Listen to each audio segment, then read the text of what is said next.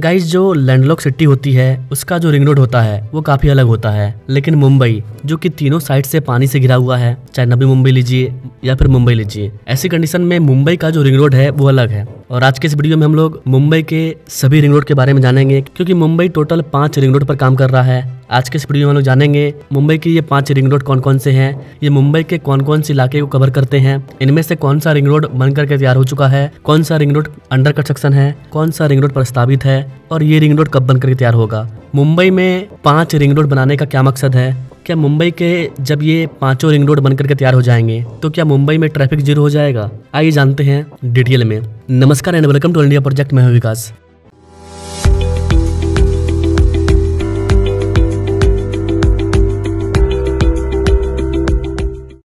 Guys Mumbai का जो area है वो काफ़ी ज़्यादा बड़ा नहीं है। हाँ, मुंबई के जितने भी मुंबई मेट्रोपॉलिटन रीजन है उन सबको मिला दें तो फिर ये काफ़ी बड़ा रीजन हो जाएगा। लेकिन जो स्पेशल मुंबई है वो उतना ज़्यादा बड़ा नहीं है, लेकिन जनसंख्या यहाँ पर काफ़ी ज़्यादा है। मुंबई का जो रिंग रोड होगा उसकी टोटल डिस्टेंस 90 किलोमीटर होगी और टारगेट है कि 2029 तक सभी रिंग रोड को बना करके तैयार कर लिया जाएगा।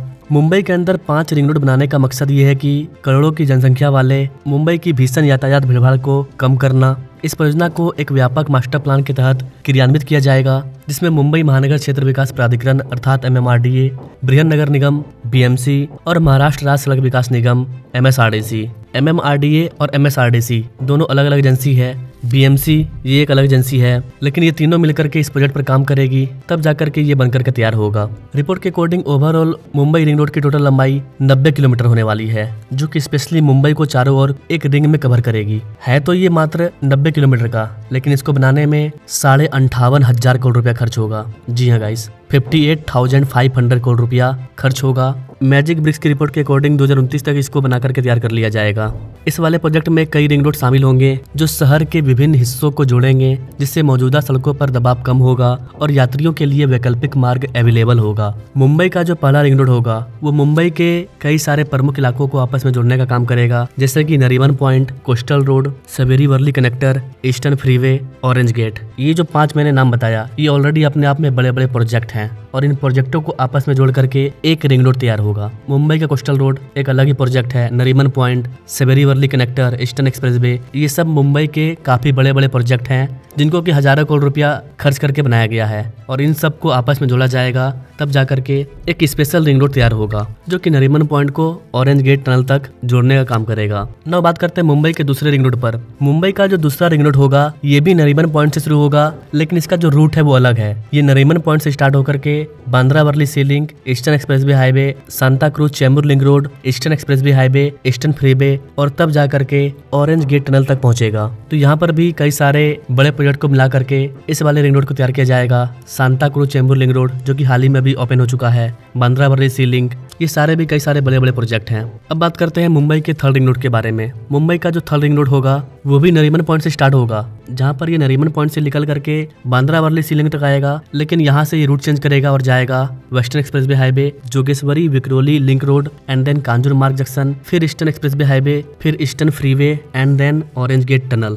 मतलब नरीमन पॉइंट से लेकर के ऑरेंज गेटवे टनल तक अलग अलग रूट के जरिए अलग अलग तरीके से पहुंचा जा रहा है। इसको बनाने का मकसद ये है कि मुंबई के किसी भी इलाके में आप मिनटों में पहुंच जाएं, घंटा नहीं लगे कि आपको नरीमन पॉइंट से निकल करके ऑरेंज गेट तक या फिर कहीं भी जाने में 1 घंटे का समय लग गया, ऐसा नहीं होगा। ये डिस्टेंस मिनट में ही कवर हो जाएगा, चाहे अब जितना भी मिनट लगे, 60 मिनट से ज़्यादा टाइम नहीं लगेगा। now बात करते हैं मुंबई के 4th रिंग रोड पर। मुंबई का जो चौथा रिंग रोड है ये स्टार्ट होगा नरीमन पॉइंट से, then Bandra Worli sea link, Versova Bandra सी लिंक। इसमें नया चीज क्या है, ये वर्सोवा दहिसर लिंक रोड को जोड़ेगा, उसके बाद गोरेगांव मुलुंड लिंक रोड को जोड़ेगा, उसके बाद Eastern expressway Highway and then Eastern freeway and then orange Gate Tunnel. तो इसमें 2 नए रूट जुड़े हैं। इसके बाद आता है मुंबई का 5वां रिंग रोड। ये नरीमन पॉइंट से स्टार्ट होकर के वर्सोवा दहिसर लिंक रोड तक जाएगा एंड देन वहां से Bhayandar fountain hotel connector, Ghodbunder सुरंग, Thane coastal road, eastern freeway and then orange gate सुरंग। तो देखा जाए तो सारे रिंग रोड नरीमन पॉइंट से स्टार्ट हो रहे हैं, लेकिन सबका रूट अलग अलग है, लेकिन लास्ट में जाकर के वो ऑरेंज गेट टनल के पास खत्म हो रहे हैं। इसी को अलग अलग रिंग रोड को अलग अलग रूट से निकाल करके आपस में जोड़ा जाएगा, ताकि कनेक्टिविटी इतनी अच्छी हो जाए कि ट्रैफिक जाम ना हो। एक ही रूट जाने के लिए जब हमारा स्टार्टिंग पॉइंट सेम है और एंडिंग पॉइंट सेम है तो फिर अलग अलग रूट क्यों चुना जा रहा है? वो इसलिए ताकि ट्रैफिक कम हो। जरूरी नहीं है कि हर कोई नरीमन पॉइंट से लेकर के ऑरेंज गेटवे तक ही जाएगा। उसको जाना होगा ईस्टर्न एक्सप्रेसवे हाईवे पे, या फिर वर्सोवा दहिसर लिंक रोड पे, या फिर घोड़बंदर सुरंग में जाना होगा, या फिर कांजूरमार्ग जंक्शन जाना होगा, या फिर हो सकता है उसको बांद्रा वर्ली सी लिंक पर जाना हो। तो एक ही रिंग रोड के माध्यम से 5 अलग अलग भागों में डिवाइड करके आसानी से वहां पर पहुंचा जा सकता है, जो कि मुंबई को मिनट्स में लाएगा। तो ये अपने आप में गजब का प्रोजेक्ट होने वाला है। अलग अलग रूटों को एक साथ कवर करके अलग अलग तरीके से जोड़ा जाएगा, जो कि मुंबई के हर एक पॉइंट को कवर करेगा। मुंबई रिंग रोड के पूरा होने पर यात्रा समय में उल्लेखनीय कमी आने की उम्मीद है। यातायात की भीड़भाड़ कम होना और समग्र सुरक्षा में सुधार होने की उम्मीद है। यह प्रोजेक्ट भारी यातायात के लिए वैकल्पिक मार्ग भी प्रदान करेगा, जिससे शहर की बिजिएस्ट सड़कों पर दबाव कम करने में मदद मिलेगा। ये प्रोजेक्ट मुंबई के भविष्य के बुनियादी ढांचे को आकार देने में काफी ज्यादा लाभदायक साबित होगा। यहाँ पर गाइस आपको बता दें कि इस वाले रिंग रोड के बनने से शहर में भीड़भाड़ कम करने तथा थाने, पालघर और अलीबाग जैसे पड़ोसी क्षेत्रों के साथ संपर्क सुधारने में भी मदद मिलेगी।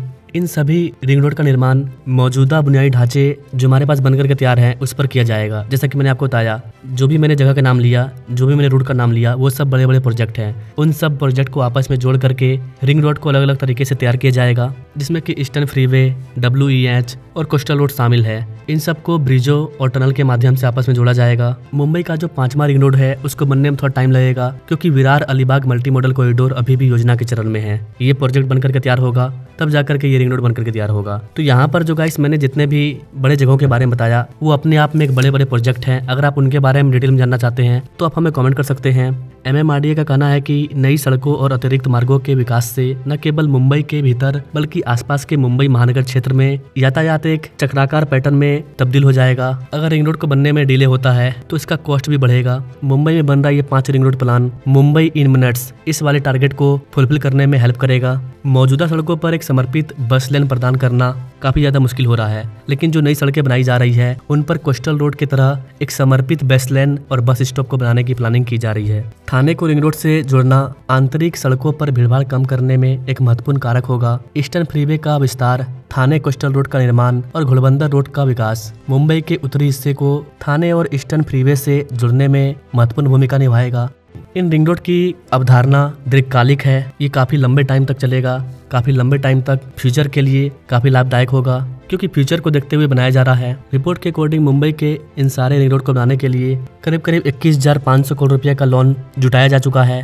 बाकी का और भी लोन जुटाया जाएगा। इसके अलावा सेंट्रल गवर्नमेंट और स्टेट गवर्नमेंट इन दोनों के द्वारा भी इस वाले प्रोजेक्ट का खर्च उठाएगी।